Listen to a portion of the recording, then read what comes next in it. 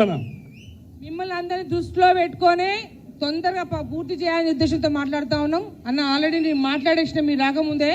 కానీ ఈ వేదిక మానుకోట గడ్డని చెప్తా ఉన్నాం. రేవంత్ రెడ్డి నువ్వు ఏదైతే అడ్డగోలు నువ్వు తొండలు తొలుతా అంటున్నారు. కానీ ఇక్కడ మానుకోట ఉన్న బీఆర్ఎస్ పార్టీ కార్యకర్తలు నీకు ఆనకొండలు వదులుతాను, గుర్తుపెట్టుకో. నువ్వు ఆనకొండలు నువ్వు నీ అమ్మ అని మాట్లాడినావు.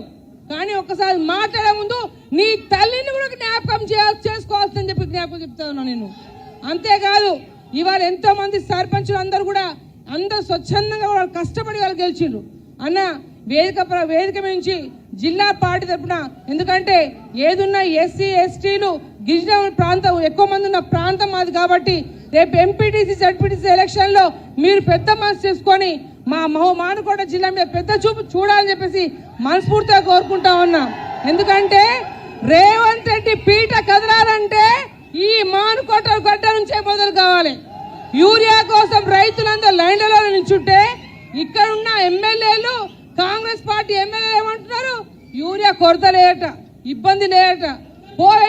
ఓ రైతు అంటుడు, మాట్లాడే ఎమ్మెల్యేలకు బుద్ధుందా, సిగ్గుందా?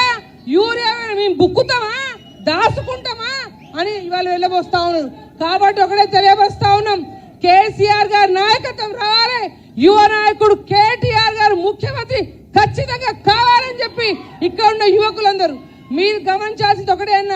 ఇవాళ ముందున్న అంత మానుకోట జిల్లా మొత్తం నుంచి కూడా యువ నాయకులు మీ అభిమానులు ముందు రానున్న రోజులలో మీకు పట్టం కట్టడానికి వచ్చని తెలియపరుస్తూ ఇవాళ దయాకర్ రావు గారిని మాట్లాడుతూ కోరుతా ఉన్నాం.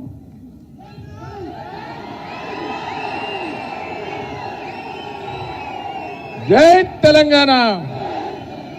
జోషి లేదు.